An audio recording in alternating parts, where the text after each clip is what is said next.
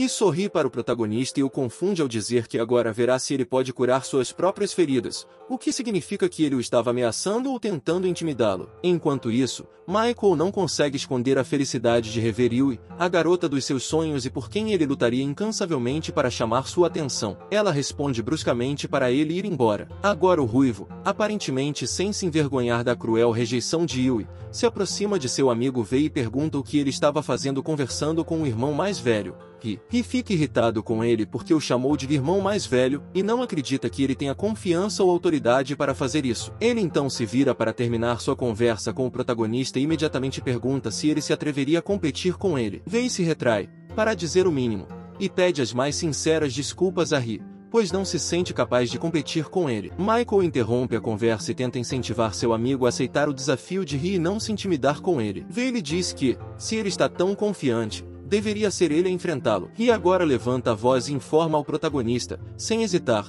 que mesmo que ele não aceite o desafio, ele o usará como saco de pancadas e o derrotará, independentemente dos danos à sua reputação. Isso deixa Vei sem oportunidade de escapar da cena e com apenas um caminho a escolher, enfrentar esse irmão mais velho que, sem dúvida, lhe daria uma surra que ele jamais esqueceria. Michael se sente feliz com a recente decisão do amigo, mas este promete sarcasticamente que cuidará dele depois. Os alunos da academia se reúnem rapidamente em torno dessa dupla de garotos que logo se enfrentarão, e os boatos se espalham junto com eles. Alguns estão impressionados por nunca terem visto Rai lutar, enquanto outros que testemunharam suas batalhas ousam declará-lo o vencedor indiscutível desse duelo. Rai permanece imóvel, esperando que seu oponente dê o primeiro passo. Vei usa magia espacial para recuperar um cajado dourado que ele deve usar em breve. Ri não parece surpreso com o uso da magia espacial pelo protagonista, mas lhe dá crédito por isso. Agora, o irmão mais velho testa o garoto enviando várias bolas de fogo, um feitiço de nível intermediário do elemento fogo. Graças ao poder do cajado,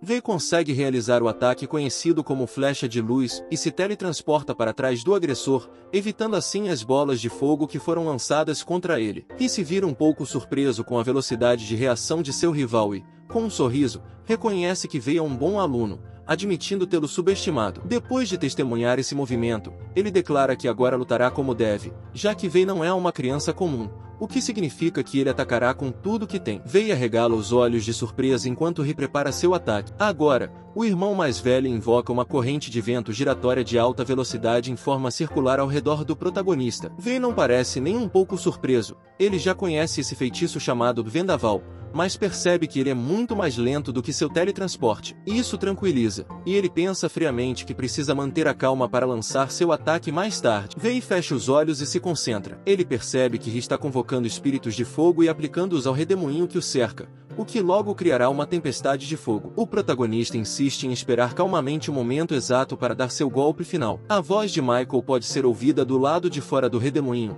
Ele avisa o amigo que deve ter cuidado, pois está no meio de um feitiço de fogo avançado chamado Inferno Furioso. Por outro lado, Yui, a irmã mais nova de Ri, mostra-se preocupada com as ações do irmão, pois se esse feitiço der errado, poderá prejudicá-lo. A atmosfera se torna um tanto hostil, e as vozes dos alunos que antes estavam animados com o duelo agora se sentem um pouco assustadas devido à escalada da agressividade do confronto. Alguns alunos começam a se retirar da área, pois sentem que podem se machucar. Outros se distanciam, mas decidem observar curiosamente a distância, pois confrontos como esse não são vistos todos os dias. Dentro do redemoinho de fogo, a voz de Ri é ouvida enquanto ele desafia o protagonista a lançar um único ataque, e o mais forte será o vencedor. Sem dúvida, Ri está tentando extrair o potencial que Vei se recusa a mostrar. Este último não confirma nem nega, então o irmão mais velho lança seu ataque Inferno Furioso, uma grande onda de fogo pronta para se chocar contra o corpo do protagonista. Vei observa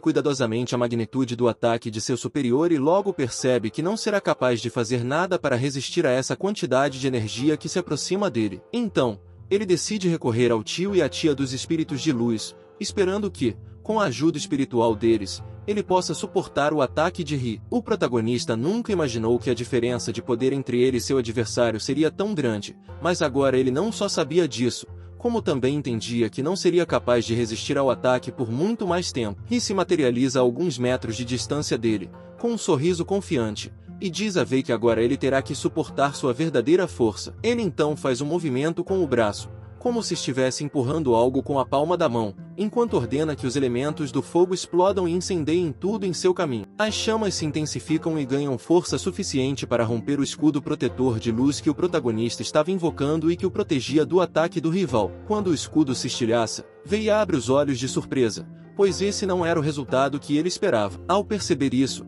Ri diz ao protagonista que ele está acabado. Michael, que estava observando atentamente do lado de fora, solta um gemido preocupado com a saúde de seu amigo e líder, como ele o chamava desde o momento em que o derrotou em um duelo. Yui também demonstra preocupação com o bem-estar do jovem e ordena que seu irmão mais velho, Ri, interrompa o ataque imediatamente, pois esse desafio também estava além das regras legais da academia. Vei permanece imóvel com os olhos fechados e um comportamento calmo, como se estivesse esperando para receber o ataque que acabaria com sua vida. Mas isso não aconteceria, pois seu rival desfere o ataque e as chamas desaparecem instantaneamente. Ri olha para o rival e diz que está completamente desapontado, pois esperava encontrar alguém que realmente valesse a pena e, aparentemente, esse não seria o caso. Isso faz com que o protagonista abra os olhos e dê uma olhada rápida para Ri enquanto começa a se afastar lentamente da cena. Vei diz a seu oponente para esperar um pouco, não para ir embora. Ele não desistiu, e foi Ri quem interrompeu os ataques, não ele. Então, agora, o garoto lhe diz que é seu desejo continuar a luta, ignorando os comentários das pessoas ao redor deles. Vei tem uma nova estratégia e ela envolve a convocação de sua fera mágica Xiajin para o campo de batalha, que agora pode ser comparada a uma fera mágica de 4º nível. Sua serpente de luz salta para a área de combate e segue as ordens de seu mestre para atacar o oponente. A serpente de luz abre bem a boca como se estivesse se preparando para devorar algo, mas, de dentro dela, uma pequena bola de energia começa a se formar. Uma vez totalmente carregada, ela colidiria com o corpo de Ri e o deixaria incapaz de continuar a luta. No entanto, havia algo que nosso protagonista não havia levado em conta. Seu rival também poderia ter uma fera mágica em seu arsenal e, infelizmente para Vei, esse era o caso. Ri convocou sua fera mágica para o campo de batalha, chamada Hong Hong. Era um tigre de fogo gigantesco, pelo menos 20 vezes maior do que a humilde serpente de Vei. Mas o pior não era o tamanho, e sim o nível. Era uma fera mágica de nível 6. Sem hesitar, Hong Hong ataca Xiajin, com o objetivo de desativá-lo antes que seu raio de luz termine de carregar. Vei ficou muito preocupado ao ver o enorme tigre de fogo se lançar contra seu animal de estimação e ordenou que Xiajin parasse o ataque e voltasse para onde estava. Mas ele reagiu tarde demais. Foi preciso apenas uma das patas de Hong Hong para pisotear a pequena serpente, tornando-a incapaz de continuar a luta. Vei ficou muito preocupado com seu animal de estimação, o que levou Ri a pedir à sua própria fera mágica que se afastasse e deixasse a criatura mágica de seu rival em paz. No entanto, algo estava errado. Hong Hong se virou para encarar seu mestre, mas ignorou seus comandos. Em seguida, voltou a focar o olhar na fera rival e, abrindo as mandíbulas, cuspiu uma bola de chamas para garantir que a pequena serpente nunca mais se levantasse. Vei se sentiu desanimado. O tigre gigante de seu rival havia desaparecido, deixando apenas poeira em seu rastro. Enquanto essa poeira se espalhava no ar, Ri implorou ao oponente que perdoasse o que tinha acabado de acontecer, pois sua fera mágica o havia desobedecido pela primeira vez e ele não conseguia entender o motivo. Mas Vei permaneceu em silêncio, olhando fixamente para o local onde sua pequena fera mágica de luz estava carregando o ataque para atingir Ri. Michael não se convenceu nem um pouco com as desculpas de Ri. À distância, gritou com ele, chamando-o de bastardo impiedoso e dizendo que, embora ele estivesse irritando sua irmã mais nova, não havia necessidade de se rebaixar a tais níveis e descontar no protagonista e em seu pobre animal de estimação. Vei continuou imóvel enquanto Ri explicava à ruiva que a culpa não era dele, pois ele havia ordenado que sua fera mágica recuasse e deixasse Vei em paz. Mas o tigre, Hong Hong, o havia desobedecido, e ele nem mesmo entendia o motivo. De repente, o protagonista começa a tossir repetidamente e coloca a mão no peito. Em seguida, ele desmaia na frente de todos. A última coisa que ele consegue ouvir é a voz de seu amigo gritando que eles precisam de ajuda. Vei acorda depois de sabe-se lá quanto tempo deitado inconsciente em sua cama. Enquanto mantém os olhos fechados, a figura de sua fera mágica Xiajin aparece inúmeras vezes em sua mente. Ele não tem mais nada em que pensar além do duelo daquela tarde e da morte de sua pequena serpente luminosa. A voz de Michael pode ser ouvida a alguns metros de distância de sua cama, e ele parece completamente aliviado ao vê-lo acordado. Yui, a garota dos seus sonhos, está ao seu lado. Ela veio em nome de seu irmão para se desculpar com Vei pelo que aconteceu durante o duelo com a fera leve de seu irmão. Ela também explica que Xiajin, a serpente, pertencia ao tipo de crescimento, enquanto Hong Hong, o tigre, pertencia ao tipo de ataque. Na natureza das bestas leves, é ditado que as bestas do tipo ataque vão impiedosamente atrás das bestas do tipo crescimento,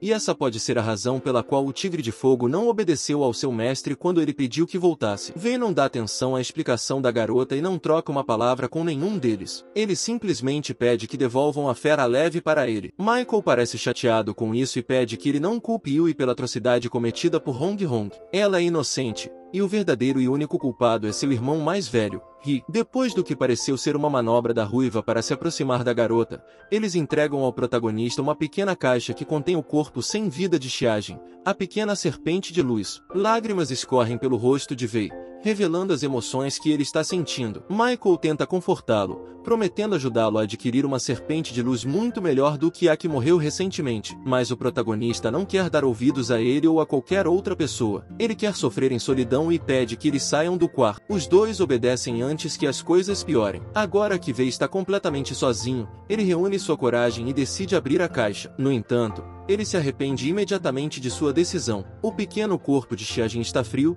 rígido e enrolado no fundo da caixa. Isso parte completamente o coração do protagonista e ele começa a chorar, sentindo remorso e se culpando pelo que está vendo e vivenciando. Tudo isso aconteceu porque ele não quis terminar o duelo quando deveria. Ele confiou demais em seus próprios poderes, desconsiderando o fato de que estava enfrentando um aluno muito mais avançado. Wei foi imprudente ao enviar sua pequena fera mágica para a batalha, sabendo que seu rival também poderia ter uma fera completamente superior à dele. De repente, ouviu-se um barulho do lado de fora de seu quarto. Alguém havia entrado em seu espaço e estava indo em direção ao seu quarto. Um pouco irritado, Wei diz à pessoa que acabou de entrar que não quer falar com ninguém e, ironicamente, repete que acreditava ter deixado claro que todos deveriam ir embora. Ele acrescenta que não há necessidade de ninguém ficar perto dele, pois ele pode cuidar de si mesmo. Ignorando todas as suas palavras, uma voz familiar para ele, mas não a que ele estava acostumado, pergunta como ele se sentiria com a ideia de salvar sua fera mágica. Wei imediatamente abre os olhos e olha para a porta de seu quarto. Parado na porta está o homem idoso com feições orientais e barba grisalha que anteriormente havia se oferecido para ser seu professor. Ele era a mesma pessoa que se escondeu atrás das árvores e o observou passar o tempo com seu animal de estimação nas noites anteriores. O ancião pede a Wei que não seja tolo ou chorão e permite que ele dê uma olhada na caixa que contém sua fera mágica,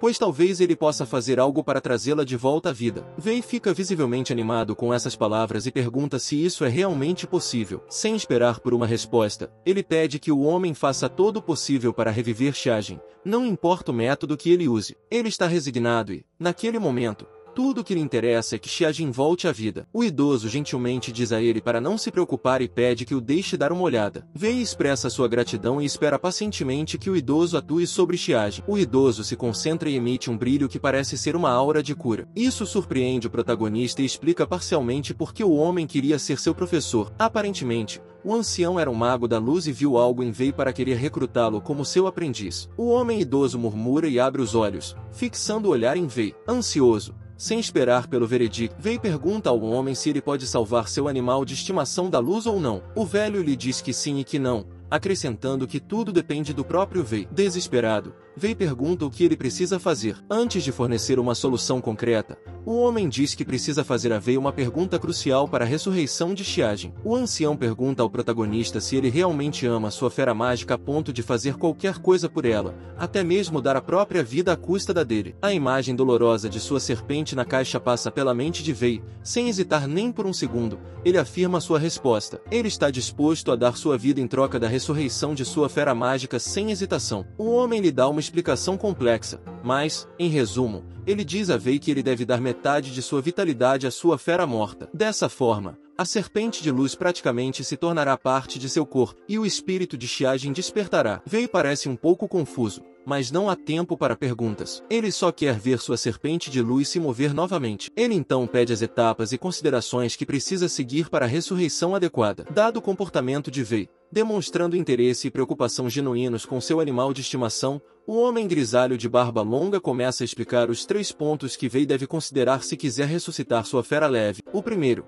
e talvez o mais fácil para Wei cumprir, é o fato de que ele nunca mais poderá ter outro animal de estimação, ou seja, não poderá ter mais animais leves pelo resto de sua vida. A segunda é que, Como Xiajin se torna parte de seu corpo e compartilha vitalidade, há uma grande chance de que, se Wei morrer, seu animal de estimação não poderá continuar vivendo. Até agora, tudo estava claro e não preocupou o protagonista, que assentiu com a cabeça e concordou plenamente. Mas o terceiro ponto desse acordo fez com que ele abrisse os olhos e hesitasse por alguns segundos. Compartilhar a vitalidade com seu animal de estimação não significava apenas que eles estariam simbolicamente unidos e que, se um morresse, o outro também pereceria, mas também significava que sua própria vida seria cortada pela metade para dar a outra metade à sua fera leve. Wei pensou nos momentos que havia compartilhado com sua fera leve. Ele esteve presente durante todo o seu crescimento e treinamento. Ele sentia muita falta dela e desejava tê-la com ele o mais rápido possível. Ele queria compartilhar todos os momentos possíveis com ela até o fim de seus dias. Por causa disso, ele não hesitou nem por um segundo em responder ao idoso que estava pronto e disposto a fazer o que fosse preciso por Xiajin. O homem sorri e diz ao protagonista que sua resposta era exatamente o que ele esperava ouvir dele. Então, sem mais delongas, ele lhe diz que é hora de começar o processo. Durante um breve período naquela mesma tarde,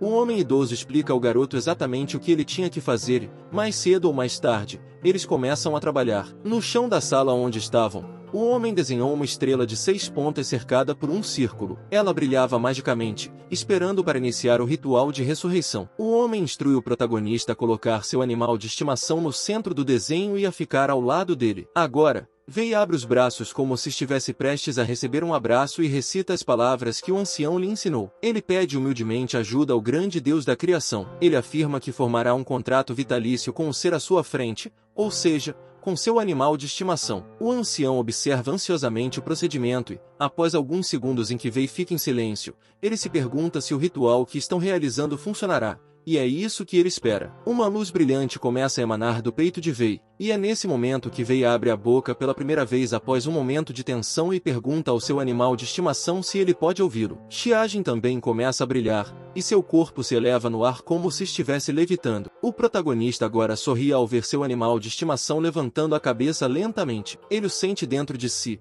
E isso é um sinal de que tudo correu bem. Ele então murmura que foi bem sucedido e desaparece no local. Wei acorda mais tarde em uma cama que não é a sua e franze a testa em confusão. Mas essa sensação passa rapidamente quando ele sente algo dentro de si e leva a mão ao peito, sorrindo e murmurando o nome de sua fera mágica, Xiajin. Pela porta da sala desconhecida, aparece o homem idoso que o ajudou no ritual. Ele informa a Wei que ele está em sua casa e que, antes de pensar em se levantar livremente, seria melhor que ele descansasse um pouco mais, pois seu corpo ainda estava cansado. Wei desconsidera o aviso e se levanta para se curvar em agradecimento ao homem de barba longa. Seu animal de estimação estava vivo, e isso foi inicialmente graças a ele. O ancião lhe diz para não se preocupar em agradecê-lo, pois a primeira coisa a fazer seria comer alguma coisa, e ele lhe trouxe comida. O protagonista pega o peixe frito e o devora em segundos, sem conseguir esconder a fome que sente naquele momento. Com a boca cheia, ele pergunta ao ancião há quanto tempo ele estava dormindo depois do ritual, e ele responde que já faziam 7 dias. Wei abre os olhos surpreso com a quantidade de tempo que estava dormindo, e o ancião responde que ainda parecia pouco para ele, pois estimava que o garoto dormiria por pelo menos 10 dias. Mas seu despertar prematuro se deveu ao seu nível de magia. Wei entende então que a fome que ele sente é justificada. Então, uma pergunta que ele não havia feito até agora lhe passa pela cabeça. Qual era o nome desse velho misterioso? O homem se apresenta como Lao Lun, e o protagonista se apresenta como Wei, o que ele também não havia feito. Lao Lun sorri e pergunta novamente se agora está tudo bem para ele ser seu aluno, pois assim ele treinaria e aprimoraria sua magia de luz e também teria a oportunidade de herdar seu legado. O protagonista não hesita por mais do que um breve momento e automaticamente lhe diz que quer ser seu aluno, pois notou que sua magia ainda não era forte o suficiente. E ele notou isso graças ao ritual que realizou 7 dias atrás. Wei também lhe disse que estava ansioso para se tornar o mais forte. O velho acaricia sua barba e lhe diz que o aceita como discípulo e lhe dá suas condições de aceitação. O protagonista deve se tornar um mago lendário. Wei, entusiasmado, diz que aceita e que dará tudo de si para se tornar um grande mestre. Lao Lun tem mais uma coisa a dizer antes de cada um deles continuar com suas vidas. Ele pedirá a Wei que faça uma pausa na escola e o ajudará a obter o consentimento da academia. Wei reage com surpresa e pergunta se a academia está aberta a discussões. Lao Lun sorri com um ar de confiança e confessa que é o reitor da academia. Ele ainda tem o título de vice-presidente honorário do Sindicato de Magisters. Portanto, isso não será um problema. Um mês se passou desde que Lao Lun revelou sua posição recuperação na academia. Vei se encontra com o ancião pela manhã e o informa que seu corpo está totalmente recuperado e pronto para começar o treinamento. Seu mentor fica feliz em ouvir isso e diz que é hora de começar a lição do dia. Lao Lun pergunta ao protagonista sobre seu poder mágico por meio da meditação, mas essa pergunta deixa Wei abatido, pois ele está um pouco frustrado com o fato de seu poder mágico não ter aumentado por muito tempo e não acha que a meditação seja a melhor maneira de romper essa barreira. O ancião, longe de estar desapontado com seu aluno, diz a ele que seu poder mágico é o de um mago de nível intermediário,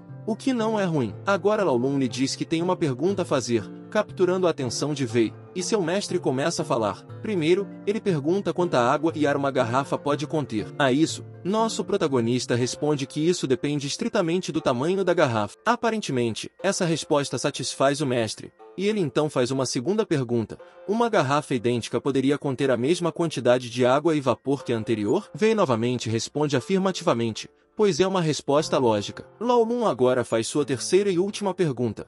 O que aconteceria se a água em uma dessas garrafas evaporasse? Ela ainda teria a mesma quantidade? Isso deixa Wei completamente perplexo, que não tem resposta para essa pergunta. O velho assume um comportamento sábio e amigável e diz ao garoto que considera entender o enigma que ele acabou de lhe dar, pois parte de seu treinamento depende da compreensão de seus próprios poderes mágicos. Uma vez dito isso, o mestre se retira, desejando que o jovem possa compreender o jogo das garrafas como ele fez quando era jovem durante seu treinamento. Wei se senta no chão, pensativo, e tenta relacionar o paradoxo das garrafas à magia. Depois de um tempo, ele acredita ter encontrado a resposta. De acordo com seu entendimento, ele é a garrafa no exemplo, e seu poder mágico é o que evapora. Portanto, o que ele deve fazer é condensar esse vapor para que, quando ele se tornar líquido novamente, possa caber mais na garrafa, ou seja, nele mesmo. Agora que ele entende isso, ou pelo menos é o que ele acredita, ele decide começar a meditar. Mas, com o passar dos minutos, ele percebe que seu poder não pode ou não quer ser comprimido, o que torna seu treinamento mais desafiador. Wei não desistiu e continuou com seu treinamento, desejando ser capaz de completá-lo. Graças à sua concentração, ele consegue se conectar com seus ancestrais, como seus tios e tias, e pede ajuda deles. Os espíritos ancestrais unem forças para ajudá-lo. Isso traz alegria ao protagonista, que se convence de que foi bem-sucedido em seu treinamento. Agora é hora de tirar um cochilo. Wei conta que, enquanto dormia, o espaço que ele havia criado dentro de si mesmo depois de condensar seu poder com sucesso foi preenchido com novos espíritos de luz, como acontecia sempre que uma de suas sessões de treinamento se mostrava satisfatória. Em outras palavras, seu poder aumentou. No dia seguinte, o protagonista acorda e encontra seu mestre visitando seu quarto. Lao Lun parece um pouco irritado. Várias perguntas passam por sua mente. Uma delas é como Wei conseguiu decifrar o paradoxo das garrafas e aplicá-lo ao seu treinamento tão rapidamente. Lao Lun começa a perceber que esse garoto pode ser único, que ele pode superá-lo com o tempo e que claramente não há ninguém como ele em todo o continente. O velho se aproxima de seu aluno e o observa atentamente,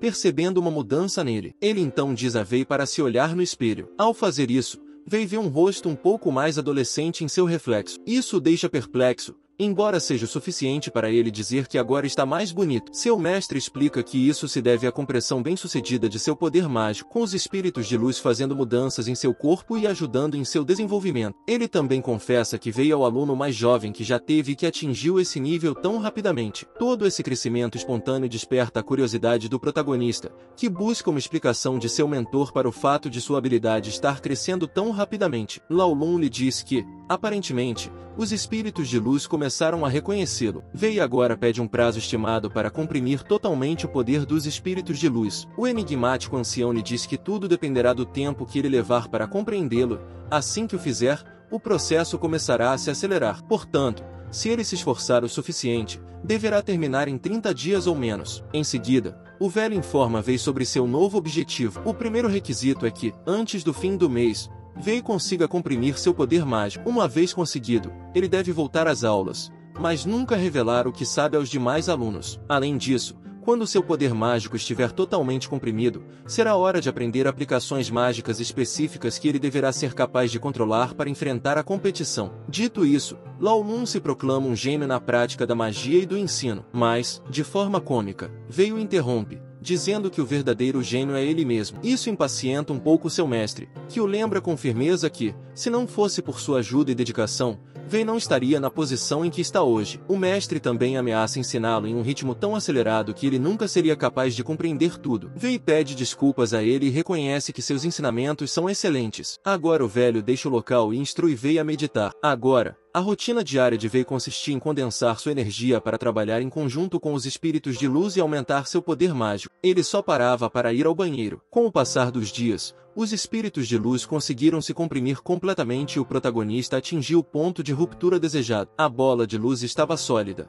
e seu poder havia aumentado. Sendo a garrafa, ele conseguiu transformar o vapor em água. Agora, ele estabeleceu a meta de atrair mais espíritos de luz para continuar aumentando seu poder, mas não conseguiu. Por outro lado, Xiajin, seu animal de estimação, havia despertado de um sono profundo. O número de espíritos de luz atraídos pelo protagonista para o corpo dele havia interrompido o sono profundo dela, e agora a fera se alimentava deles. Ao se alimentar deles, permitiu que Wei atraísse mais espíritos e continuasse aumentando sua força. Agora ele se dirige ao seu mestre para informá-lo de que parece ter alcançado seu objetivo. O velho então pergunta como ele se sente com essa mudança, ao que o protagonista explica que seu poder mágico se comprimiu em uma bola dourada dentro dele, mas ele não tem certeza se isso é bom ou não. Lao Mun diz a ele para não se preocupar, pois essa esfera dourada é o ápice de seu poder mágico e o servirá no estudo da magia. Wei se sente satisfeito com o resultado e pergunta ao seu mentor se agora ele pode ser considerado um gênio. Mas, mais uma vez, seu mentor responde com raiva que ele não é, e que ele ainda tem um longo caminho a percorrer, pois ainda há muito a aprender. O protagonista acena com a cabeça e ouve sua nova lição. Lao Mun explica que há 6 orbes mágicos para cada mago e, no caso de Wei, a cor de seu orbe é dourada, pois vem da magia da luz. Agora, sua missão era transformar seu orbe dourado em um tom mais transparente. Depois disso, Wei pergunta a seu mentor sobre a quantidade e a cor que ele possui, ao que Lao Nun confessa ter apenas um orbe mágico, e ele é dourado transparente. Ele então o informa que somente os maiores e mais lendários magos conseguem obter os 6 orbes dourados transparentes. E é isso que o mentor espera de seu discípulo. O protagonista fica animado com o que ouve e garante a Lao Nun que pode ter certeza de que conseguirá. Em seguida, seu mestre indica que ele deve descansar hoje e que amanhã eles terão uma nova lição. Depois disso, ele voltará às aulas regulares com os demais colegas e poderá se preparar definitivamente para os exames finais. Durante a noite, Wei acorda e fica surpreso com o que vê. Uma serpente grande, branca e brilhante, 3 vezes maior que sua altura, está diante dele com os olhos fixos no protagonista. Ele se sente um pouco intimidado e pergunta quem é ela. A serpente lhe diz que é Xiaj, sua besta luminosa. Ele parece diferente, não apenas por causa do tamanho, mas também por ser mais maduro, assim como Wei. Xiajin fica surpresa e pergunta como Wei não a reconhece. Wei está surpreso, pois agora sua suposta fera leve pode falar perfeitamente em seu próprio idioma. Ele pergunta por que ela cresceu tanto, e ela responde que, desde o momento em que Wei prometeu durante o ritual que suas vidas estariam conectadas, qualquer crescimento em seu poder mágico afetaria diretamente seu animal de estimação também. Portanto, todo o treinamento a que Wei vinha se submetendo nos últimos dias também estava afetando sua fera leve. O jovem mago abraça sua serpente e diz a ela que está feliz por vê-la bem e que ficará feliz enquanto ela estiver. Ele se desculpa por tê-la forçado a enfrentar Hong Hong no passado. A noite passa sem nenhum outro incidente. Na manhã seguinte, Lao Mun se encontra com Wei para começar a praticar. Ele o informa que ele só tem os próximos 7 dias para aprender magias úteis, então ele pretende aproveitar ao máximo cada momento com seriedade. Para começar, seu mestre lhe diz que precisa saber o quanto o garoto sabe sobre a teoria avançada da magia e se ele sabe como usar a magia de seu nível. Wei responde que acreditava que toda magia é invocada da mesma forma, independentemente do nível. Mas isso foi um erro. Lao Mun demonstra seu poder. Com apenas um movimento de seu braço, uma rajada de vento gerada pelo movimento atinge uma pedra no chão, partindo-a em 2. Nosso protagonista fica extremamente surpreso com o que acabará de presenciar e pergunta ao seu mentor como era possível quebrar uma pedra com um simples movimento de mão. O velho explica que o que ele havia acabado de ver era o auge da magia comum, alcançado por meio de sua profunda compreensão da magia, o que significa que, apenas pensando no que queria fazer, ele poderia realizá-lo. Wei está surpreso com o imenso poder de seu mestre, ao mesmo tempo, um pouco assustado com isso. Ele acha que é melhor não irritá-lo no futuro se não quiser passar por maus bocados. Lao Mun diz a seu aluno que, por enquanto, ele só conhece alguns feitiços de ataque avançados, mas o que é realmente importante no momento é que ele aprenda magia defensiva. Mais tarde, eles também começariam a praticar o controle elementar. Agora, eles devem se concentrar em aperfeiçoar o primeiro feitiço. E assim começou a prática do decano da cadeia e do nosso protagonista. 7 dias depois, Vei retorna à academia. Seu professor o recebe calorosamente e o coloca na frente da classe para mostrar a todos os alunos que ele está de volta. É claro que seu amigo Michael é o mais feliz,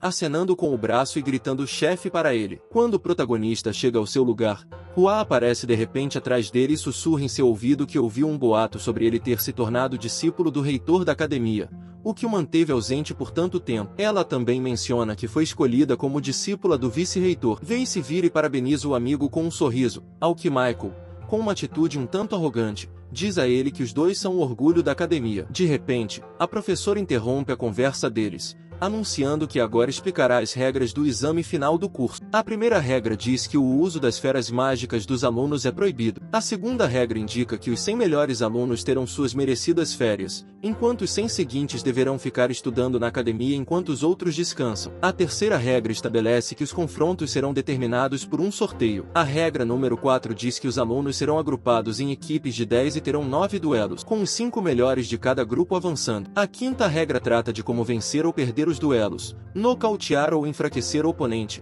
empurrá-lo para fora da arena de combate ou fazer com que ele se renda são razões para a vitória. Em caso de empate dentro do tempo regulamentar, um árbitro decidirá o vencedor justo. A penúltima regra, a de número 6, sugere que, se um desafiante for bem-sucedido, ele poderá pular um ano de escola. E, por fim, a sétima regra diz respeito às recompensas e afirma que os campeões receberão 100 moedas de diamante como prêmio, enquanto os segundos colocados receberão metade desse valor. A professora também esclarece alguns detalhes, como, por exemplo, se os perdedores desafiarem os campeões ou vice-campeões e conseguirem derrotá-los, eles receberão o dobro do prêmio. Por fim, ela informa aos alunos que os alunos do 5º e 6º anos que se tornarem campeões poderão entrar automaticamente na Royal Academy of Advanced Magic. Além disso, caso um aluno de anos inferiores desafie esses campeões e vença, ele terá os mesmos benefícios que eles. Terminada a explicação das regras e dos prêmios do exame final de magia, o professor anuncia que a aula terminou e que eles podem sair da sala. Na mente de Vei, há apenas um pensamento: vencer esse campeonato a todo custo para surpreender sua mãe e seu pai quando voltar para casa. Michael e Vei saem da sala de aula e,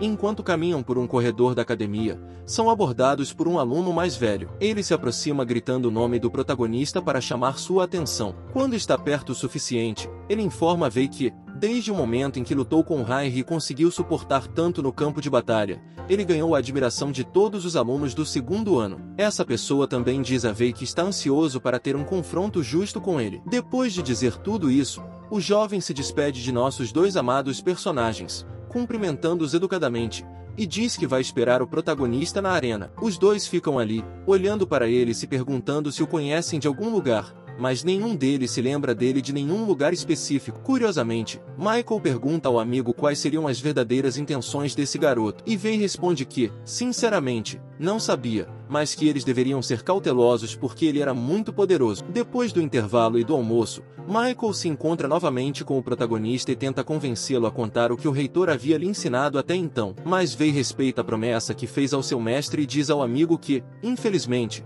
não pode falar sobre isso porque é um segredo. Enquanto caminham pelo pátio da academia, eles se deparam com Ryui, que se aproximam lentamente depois que a garota avista o protagonista e diz ao irmão para cumprimentá-lo. Quando eles se enfrentam, Ri fala e pede desculpas a Vei pelo que aconteceu com sua fera mágica durante o confronto. Ela confessa que era algo que sempre quis fazer, mas não teve a chance, pois não o tinha visto pessoalmente até aquele momento. Ela também o parabeniza, percebendo uma melhora nele. Vei abaixa a cabeça e ouve as desculpas, mas não responde. Quando o aluno mais velho fica em silêncio, o protagonista passa por ele e continua andando como se não houvesse ninguém ali. Então, ele para abruptamente, em um tom ameaçador, diz a Ri que o verá na arena mais tarde e que, dessa vez, não perderá para ele. Ri não parece surpreso com a raiva do protagonista e simplesmente observa enquanto ele se afasta. Alguns metros à frente, Michael parabeniza Vei por sua atitude séria e decisiva em relação a Ri. Em seguida, ele diz que está se sentindo muito cansado e que já comeu o suficiente para ficar saciado,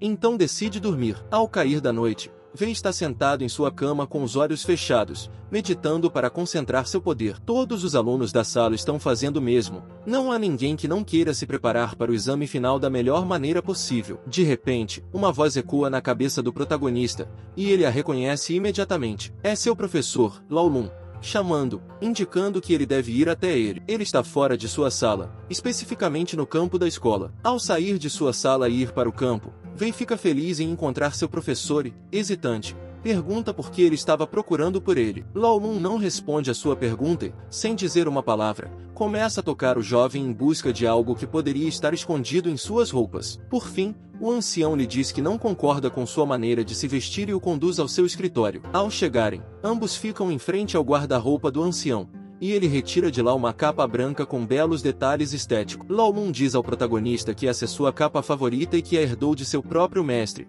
e agora está passando para seu discípulo. Wei abre os olhos com espanto. Ele realmente gostou da roupa que estava recebendo, mas não tinha certeza se o tamanho seria adequado. A pedido de seu professor, ele experimenta a roupa. Depois de vesti-la, ele percebe que ela lhe serve perfeitamente. A capa é mágica e tem a propriedade de se adaptar ao corpo de quem a veste. Outro detalhe significativo é que, antes de abotoá-la, os botões aparecem como duas pedras mágicas, e quando são apertados, tornam-se um só que brilha intensamente. Lao Lun observa seu aluno se virar e se admirar em sua nova capa. Está claro que ele gosta muito dela. Entretanto, em sua mente, só há espaço para um pensamento. Ele precisa passar no exame com sucesso. Essa é a razão pela qual eles estão reunidos naquele momento, para discutir o assunto. À tarde, são sorteados os grupos e os números para o exame. Nosso protagonista é selecionado no grupo 11.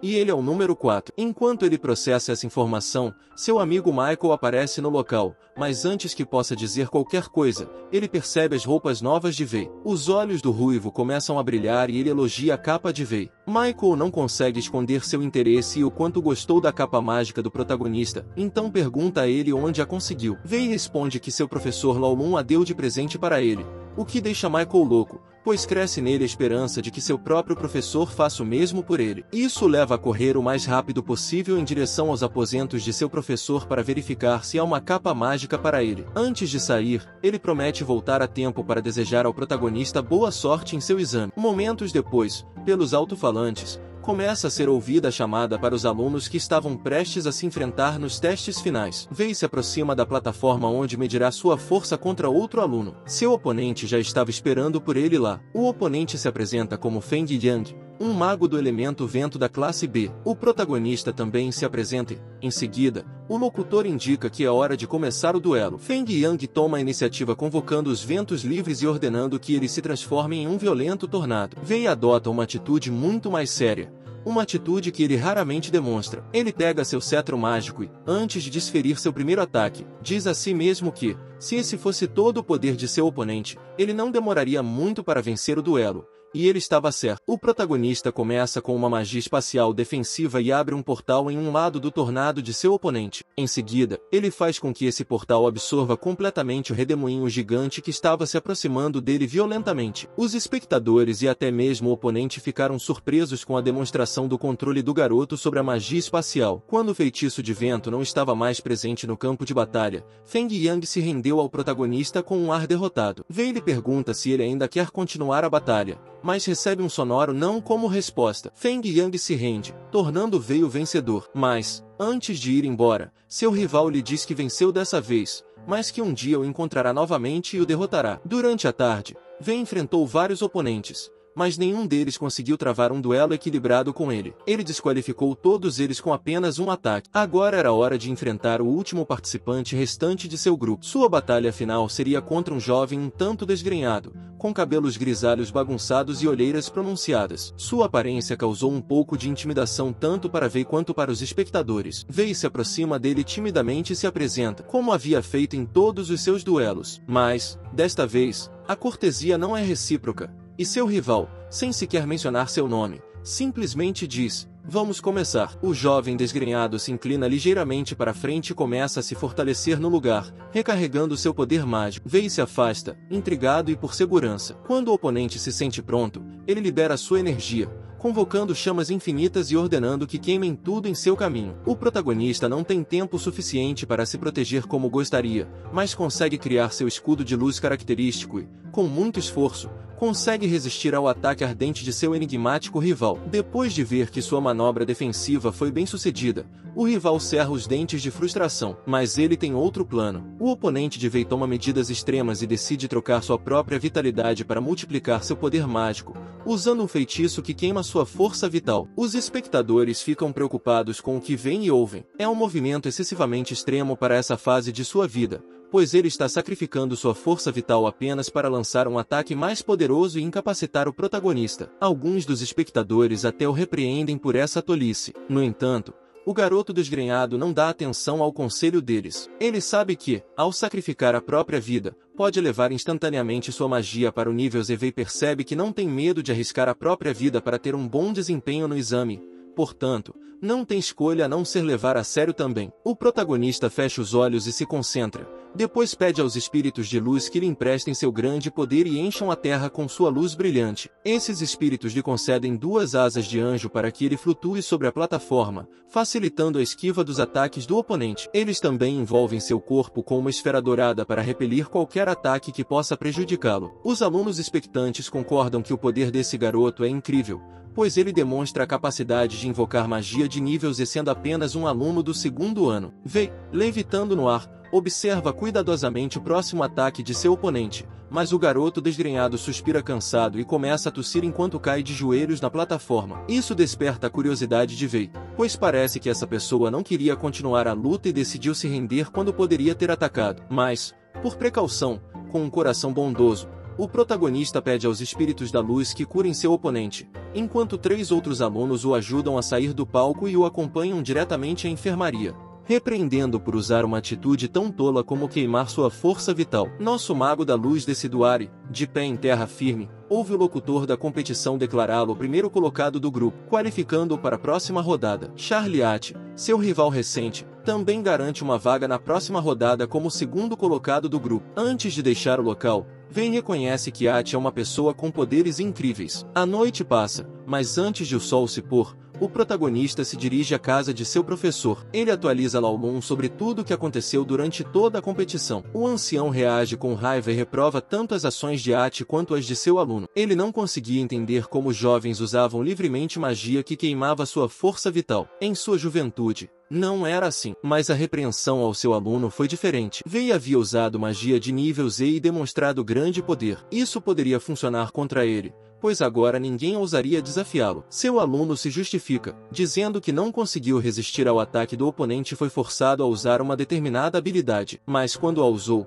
não conseguiu controlar seus orbes de luz imaturos. Essa resposta não apazigua o humor de seu professor, que continua furioso. É o melhor momento para Vei deixar o local. Depois de alguns dias, o protagonista estava entre os 4 melhores alunos de seu ano, exatamente como seu mentor havia previsto. Ninguém se atreveu a desafiá-lo depois de testemunhar sua demonstração de poder mágico. Portanto, ele não precisou se esforçar muito. Os outros 3 alunos do quarteto dos melhores do ano eram seu amigo Michael, Vok e um jovem mago da água. No dia seguinte, chegou a hora de começar as semifinais. O locutor no microfone anuncia os 2 confrontos. De um lado, o jovem mago da água enfrentará Vok, e na outra semifinal, Michael e Vei se enfrentarão. Nosso protagonista e seu melhor amigo sobem na plataforma. O ruivo lamenta ter que enfrentar seu amigo nessa fase e pede clemência a Vei, mas o protagonista dá esperança a Michael, dizendo que sempre há a possibilidade de ele não vencer o duelo. Ambos concordam que darão o melhor de si como se suas vidas dependessem dessa batalha. A disputa começa,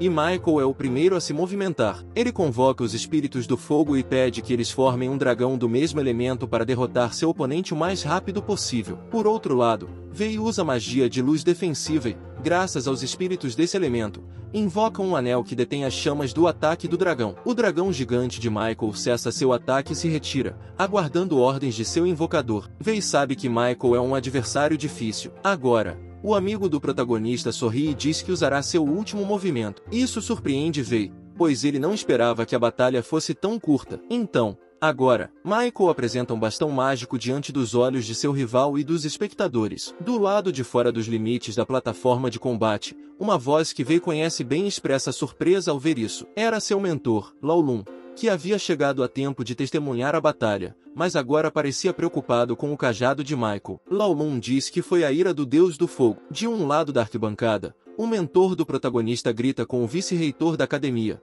perguntando como ele poderia ter dado aquele cajado de fogo a Michael. Ele pertencia ao departamento de defesa mágica. O vice-reitor, que também é o mentor de Michael, responde calmamente a Lao Lun que havia dado a seu aluno o manto do Deus da Luz como presente. Dessa forma, ele deixa claro que eles estavam quites. Enquanto isso, na plataforma de combate, Wei chega à conclusão de que o bastão de fogo de seu oponente atual amplifica o poder mágico de quem o usa. Isso parecia funcionar contra ele, mas havia uma maneira de combatê-lo, pois Wei notou outra coisa. A energia de fogo puro concentrada no cajado de Michael tinha um poder ofensivo incrível, mas faltava uma magia defensiva para protegê-lo. Então, Wei se concentrou e começou a pedir aos espíritos de luz o poder para enfrentar essa batalha. Miguel percebe o movimento que Wei está fazendo e apressa seu ataque lançando uma bola de fogo, talvez não muito grande, mas muito poderosa, pois toda a energia pura está concentrada nela. Essa bola de fogo colide com o escudo de luz que Wei havia invocado anteriormente, e ele não resiste como o protagonista esperava. Ele começa a rachar lentamente. O jovem mago da luz recua,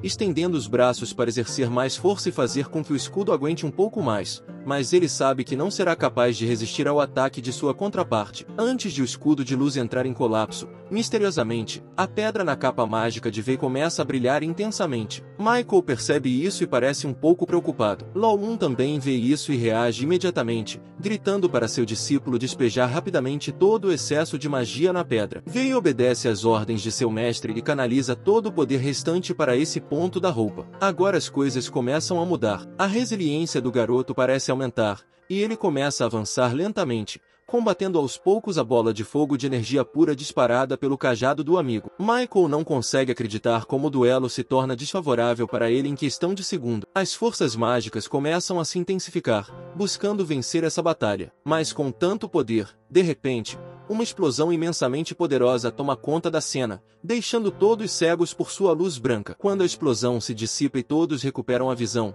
vemos Wei de pé e ofegante, mas ainda de pé. À sua frente, Michael está deitado no chão com os braços abertos e um sorriso no rosto, dizendo que, apesar de todo o seu esforço, ele perdeu, mas ainda está feliz por ter sido contra seu chefe. Wei se aproxima depois de ouvir essas palavras e diz ao amigo que seu progresso foi tremendo e que, da próxima vez, o perdedor pode ser ele. A breve conversa entre eles é interrompida pelo locutor, que declara em alto e bom som que o vencedor da semifinal é Wei Zhanggong. Imediatamente após o término da luta, o mestre do protagonista corre para a plataforma e, alarmado, pergunta se ele está machucado, mas a resposta é clara. Então Wei lhe diz que ele não o envergonhou, e Lao Lun lhe dá um sorriso, chamando-o carinhosamente de pirralho. Agora ele o pega pelos ombros e diz para acompanhá-lo até sua casa, onde curará seus ferimentos. O sol brilha alto no céu, e é hora de começar um novo dia para nosso protagonista, que já estava sentado em sua cama, se espreguiçando. Mas ele não consegue terminar o que está fazendo quando uma voz ansiosa lhe diz que ele finalmente acordou e que havia algo a lhe dizer. Michael havia surpreendentemente caído rapidamente em seu duelo naquela manhã. Wei esfrega os olhos e percebe o que está ouvindo,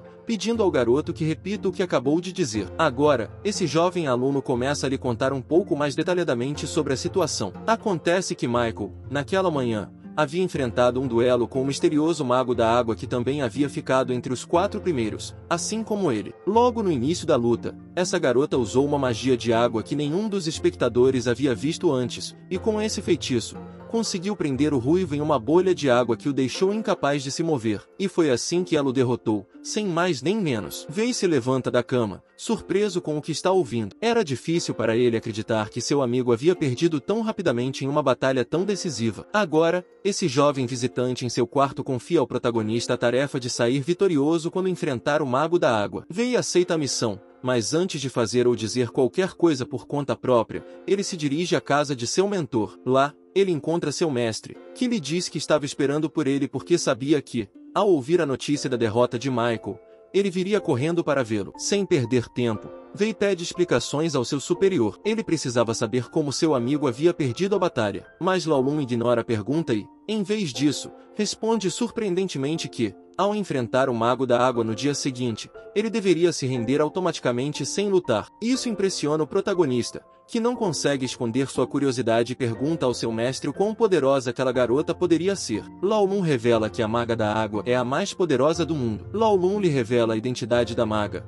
O nome dela era Xu Ying-He, a irmã mais nova de Hai-He. Depois de revelar isso, Lao Lun começa a lhe contar um pouco da história. Lao Lun explica que cada família tem uma herança mágica de seus ancestrais. A família He é a mais antiga do reino em que vivem, as Xias. A peculiaridade desse selo mágico é que somente uma pessoa que seja membro dessa família pode herdá-lo por geração e, independentemente da força do usuário que o herda, toda vez que esse selo mágico é usado, 1/3 de seu poder é consumido. Em outras palavras, esse poder mágico só pode ser usado 3 vezes por dia, mas com essas 3 vezes, seria suficiente para o usuário que possui esse selo se envolver em um duelo. Lao Lun agora dá uma dica para seu aluno, dizendo que, enquanto Xu Ying usar sua tempestade incerta, não há possibilidade de que qualquer aluno dessa academia possa derrotá-la. Ele também se desculpa e pede que ele não pense que isso é algo contra ele, mas, infelizmente, é a realidade. Apesar disso, o velho lhe diz que espera vê-lo vitorioso e que agora ele pode ir embora depois de obter todas essas informações. Quando o protagonista sai de seus aposentos, ele abre um grande livro intitulado Secrets of the Female Mage. No dia seguinte, o grande momento havia chegado para o nosso protagonista. Era hora de enfrentar Xu Ying, que, de acordo com os rumores, seria o adversário mais difícil que eles já haviam enfrentado em suas vidas. O locutor convida os 2 participantes a entrar na área de duelo. Lao Lun, que acompanha seu aluno até a plataforma, segura-o pelos ombros e pede que ele tenha muito cuidado com aquela garota. A adversária já estava na plataforma com seu mestre atrás dela, esperando o protagonista entrar. Vei se aproxima dela e a observa por um momento. A garota de cabelos azuis era muito bonita, mas havia algo em seu olhar triste que chamou sua atenção. O locutor chama nosso protagonista pela segunda vez, convidando-o a entrar no campo de duelo para que eles possam começar. Vei cumprimenta seu oponente, apresentando-se como sempre faz, com seu nome e sobrenome, mas tudo que ele recebe da garota é um frio polar. Agora eles estavam frente a frente, e era hora de mostrar por que haviam chegado a esse estágio, mas nenhum dos 2 atacou. Eles simplesmente se observaram respeitosamente,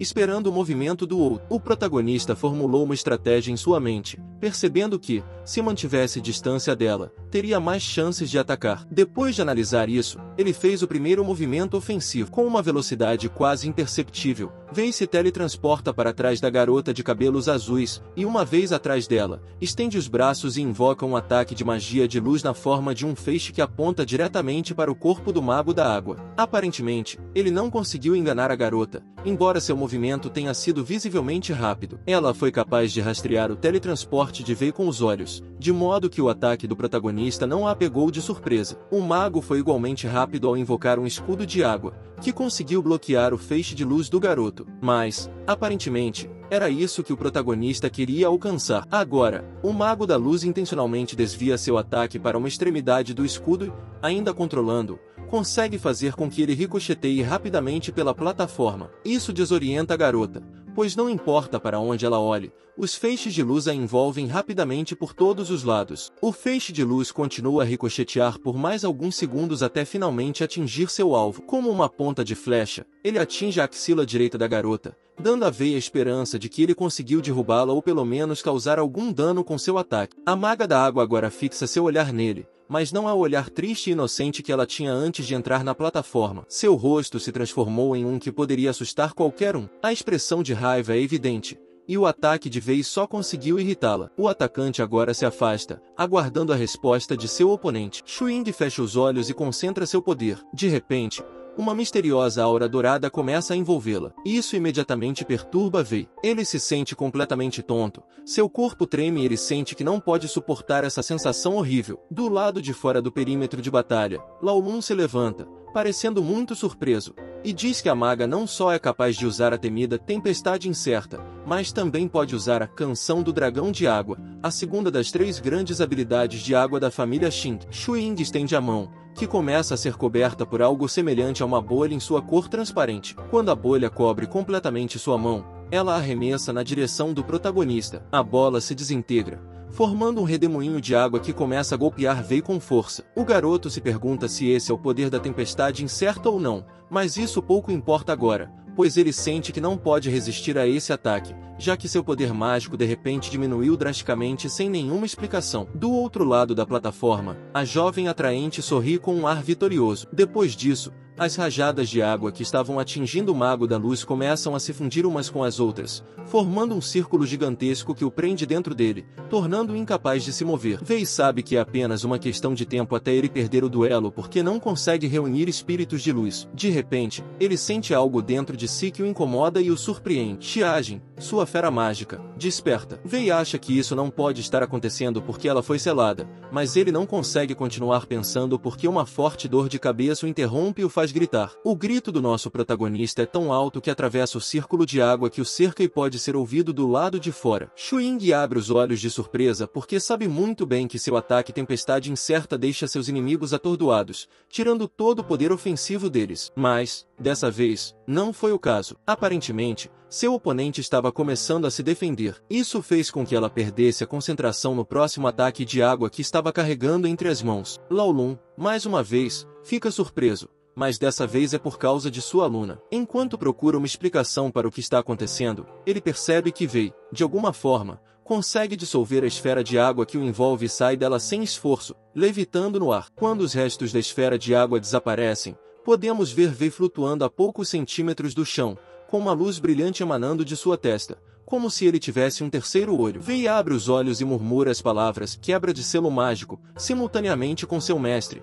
que está a vários metros de distância. Enquanto todos os presentes ficam impressionados com a extraordinária batalha que se desenrola diante deles, Laolun explica que a habilidade que seu discípulo está usando só pode ser ativada por indivíduos da raça dos dragões. Essa raça é, de longe, a mais poderosa de todo o continente, e até mesmo os dragões de alto nível são capazes de usar magia como se fossem magos. Os dragões também são muito mais inteligentes do que os humanos e não são nem um pouco amigáveis com eles. A única maneira de um dragão aceitar um humano é se ele o considerar tão poderoso quanto ele, o que raramente acontece. Atualmente, existem apenas cerca de 300 dragões vivos no mundo, cada um deles com mais de 1000 anos de idade. Hoje em dia, eles são quase considerados um mito, e há muito tempo não se avistam dragões. De fato, o número de humanos que viram dragões é escasso. Voltando à zona de combate, vemos a levitação de Wei chegar ao fim e seus pés tocarem a plataforma novamente. Seus olhos mudam do tom cinza e vazio que tinham momentos atrás para a cor de mel original. O protagonista diz que recuperou a consciência e está determinado a vencer a batalha. Xuing está pálida após essa demonstração involuntária de seu rival,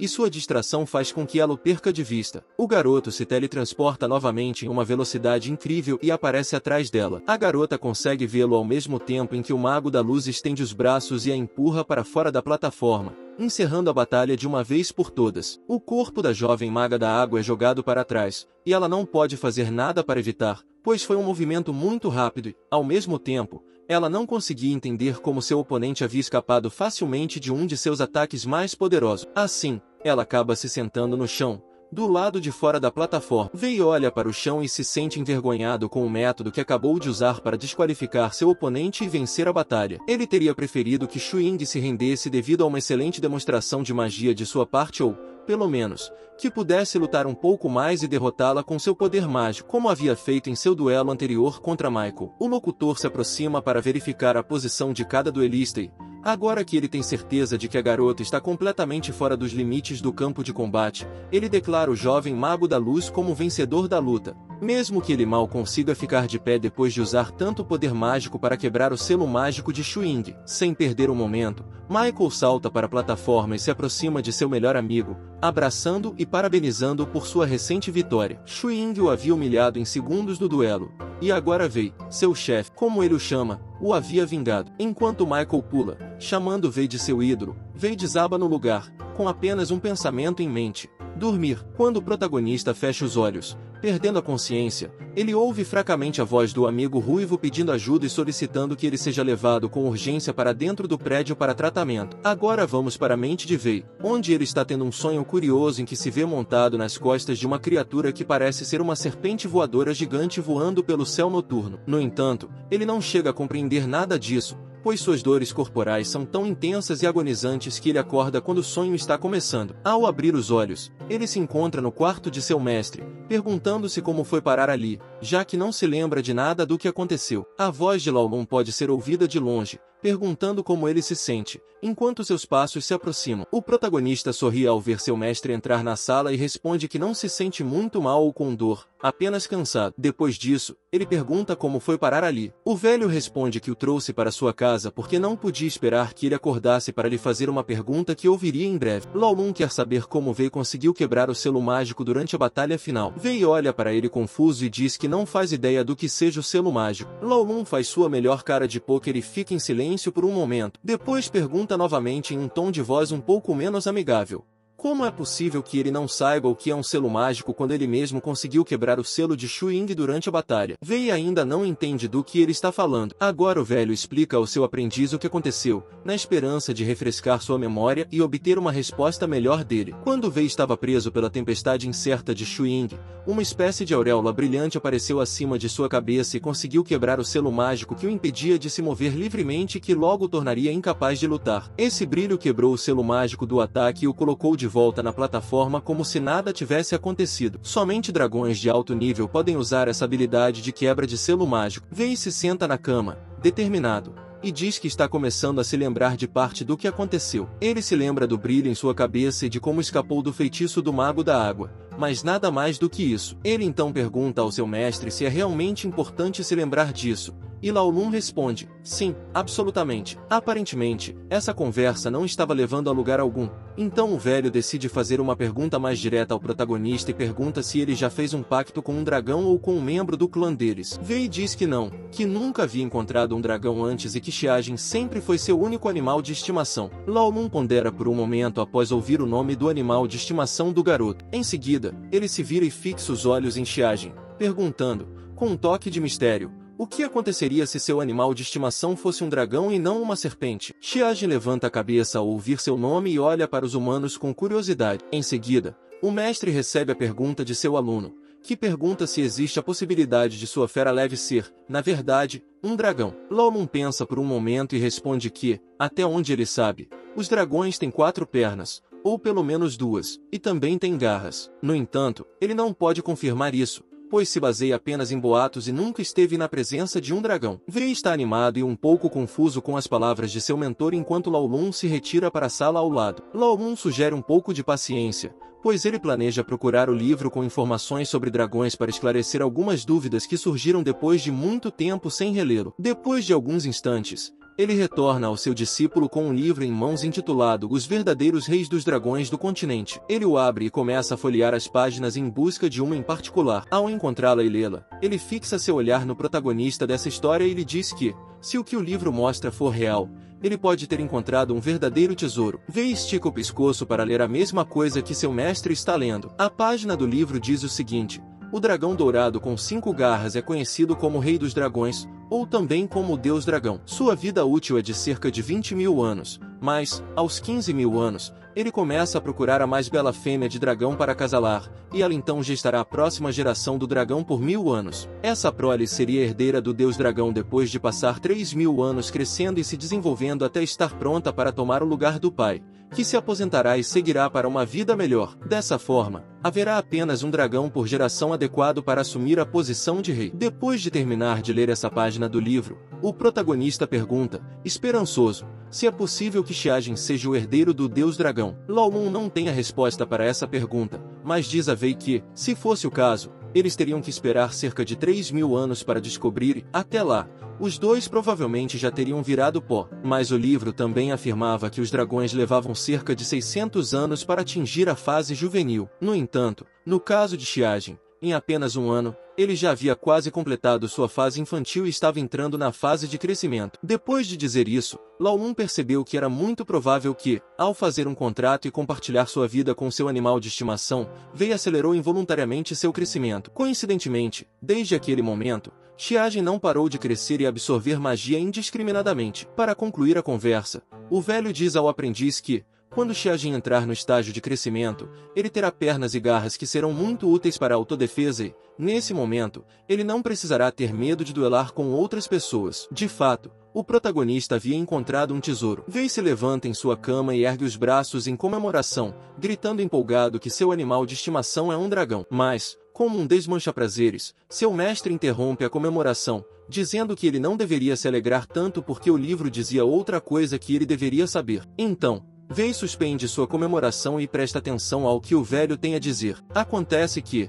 na última página do livro, havia um mapa e instruções sobre como chegar àquela terra distante onde os dragões governavam. Portanto, era a responsabilidade de Vei ir até lá para conhecer o rei dragão e sua esposa e, em seguida, descobrir se eles queriam recuperar seu filho. Se esse fosse o caso, Vei teria que deixar a fera mágica no reino deles e sair do local. O protagonista claramente discordou dessa medida e perguntou ao seu mestre se ele realmente tinha que devolver Xiajin. Lao Lun respondeu que ele deveria entender como é doloroso para os pais perderem seus filhos. Em seguida, foi embora. Vei se vira e olha para sua fera mágica, orgulhoso de saber que ela é um dragão. Eles se davam muito bem e suas vidas eram felizes, mas o protagonista não era uma pessoa egoísta e se colocava no lugar de seus próprios pais. Como eles se sentiriam se ele desaparecesse? Após um momento de reflexão, ele diz a Xiajin que, assim que se formar, eles embarcarão em uma jornada para a terra governada por dragões, e ele fará todo o possível para convencer o deus dragão a deixar Xiajin ficar com ele pelo resto da vida. Agora o protagonista se deita novamente para descansar um pouco mais seu corpo exausto, enquanto gera uma pequena bola de energia luminosa em sua mão.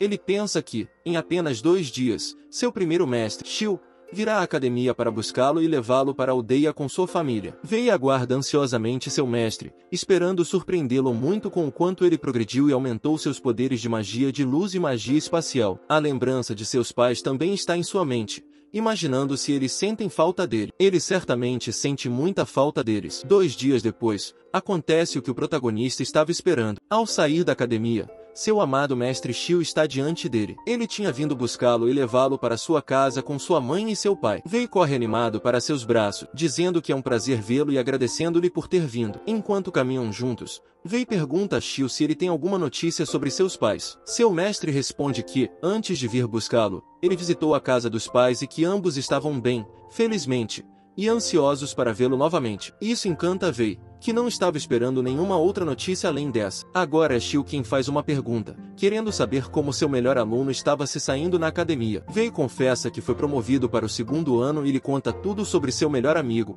o ruivo Michael. Ele também o atualiza detalhadamente sobre tudo que vivenciou recentemente enquanto se aventuram juntos em uma floresta a caminho de casa. Eles riram e conversaram sobre tudo que tinham para compartilhar, mas, depois de caminharem por um tempo, em um matagal profundo, são emboscados por um grupo de bandidos musculosos com grandes sabres que assustariam qualquer um. Xiu pede ao garoto que espere um pouco, pois ele será o primeiro a avançar em direção ao local e tentar negociar com os rufiões ou, pelo menos, descobrir o que eles queriam. Quando Xiu está perto o suficiente, ele pergunta desafiadoramente aos malfeitores o que está acontecendo, e eles respondem com um tom ameaçador que estão extremamente entediados e querem se divertir com uma mulher. Essa é uma provocação óbvia para o mago da luz mais velho, que não se ofende nem um pouco e ignora o comentário. Agora, um dos ladrões diz que só os deixará sair se eles entregarem todo o dinheiro que possuem. Xiu aceita cordialmente e tira uma moeda simples do bolso, colocando-a na mão do homem. O bandido que havia tirado a moeda do instrutor parece ficar furioso e a joga no chão em um gesto de irritação. Ele então olha para Xiu e repete a exigência de lhe dar tudo o que tem, pois considera uma única moeda uma zombaria. Se ele não obedecer, terá que lidar com ele e com todos os seus irmãos que estão esperando ansiosamente atrás dele, prontos para atacar. Xiu pede calmamente que ele espere um pouco enquanto vai buscar mais moedas. Ele então se vira e caminha em direção ao local onde seu aprendiz o estava esperando. Quando o alcança, Vei pergunta o que está acontecendo com aqueles indivíduos. O mestre diz para ele não se preocupar, pois são apenas simples ladrões com poder mágico muito abaixo do seu. Então, ele convida Vei a enfrentá-los sozinho, no que seria sua primeira luta real fora dos campos de treinamento da academia. A princípio, o protagonista não concorda com essa ideia e questiona a decisão de seu superior, perguntando se é realmente necessário que ele faça isso. Xiu responde afirmativamente, explicando que, por meio de seus confrontos, sua magia cresceria. Era uma forma de treinamento. Xiu promete que o protegerá à distância. Vei continua hesitante, mas sente um empurrão em suas costas que o impulsiona diretamente para onde estão os homens maus. Agora o protagonista está enfrentando um grupo hostil de homens armados. Vei, sentindo-se muito nervoso, cumprimenta os bandidos e diz que, como eles podem ver, não tem mais dinheiro para dar, então ele pede gentilmente que os deixem ir embora. O líder dos bandidos grita para que ele se cale e levanta o braço para dar um golpe no rosto do garoto. Rapidamente, sem ser notado, o protagonista dá um passo de 3 metros para trás, esquivando-se facilmente do ataque. Isso deixa o bandido perplexo, que alerta o grupo de que eles estão enfrentando um verdadeiro mago e que a melhor estratégia nesse caso seria que todos o atacassem ao mesmo tempo. Assim, todos correm em direção ao garoto. Vei tem apenas alguns segundos para tomar uma decisão sobre como agir, então ele escolhe lutar contra o grupo. Como de costume, ele convoca educadamente os espíritos de luz que lhe concedem seu poder elementar para criar o mesmo feitiço que usou para atacar a Mãe d'Água 3 dias atrás, a flecha de luz. Enquanto a flecha ricocheteia pela grama da floresta, procurando um alvo para acertar, os malfeitores começam a se afastar, tentando evitar o ataque sem saber que tudo o que fizerem será em vão. A magia de luz do protagonista tem um efeito duplo. Em primeiro lugar,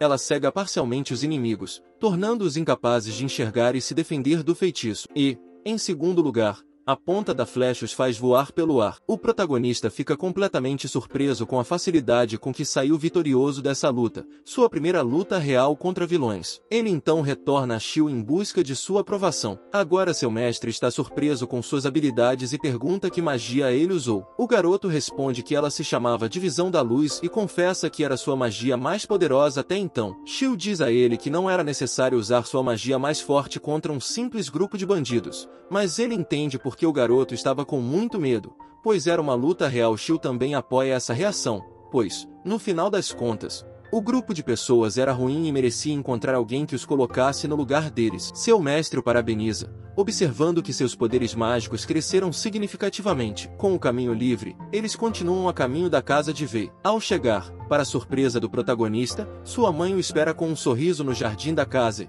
Assim que o percebe ao longe, chama seu nome. Vei não consegue esconder a empolgação que sente, e suas lágrimas são a prova dessa emoção. Ele corre para abraçá-la e, quando se juntam, expressam o quanto sentiram falta um do outro durante esse período acadêmico do protagonista. Agora, outra voz o parabeniza por ter conseguido o primeiro lugar no exame final. Quando ele se vira, vê seu pai em pé atrás dele, o que obviamente lhe traz grande alegria. A família se abraça e se alinha, demonstrando a unidade que sempre teve. Juntos, eles entram em sua casa, onde, de acordo com a mãe do protagonista, suas refeições favoritas estão esperando por ele. Por outro lado, seu pai diz que, depois de comer, ele adoraria ouvir sobre todas as aventuras que o filho viveu durante sua ausência de casa. Vei aproveita o merecido descanso do mundo mágico como merece, mas sabe que, depois de desfrutar dessa reunião familiar, uma nova jornada para a Terra dos Dragões o aguarda. O vídeo chegou ao fim, pessoal. Quem quiser uma continuação comenta aí, e não esqueça de deixar o like e se inscrever no canal. Até o próximo vídeo.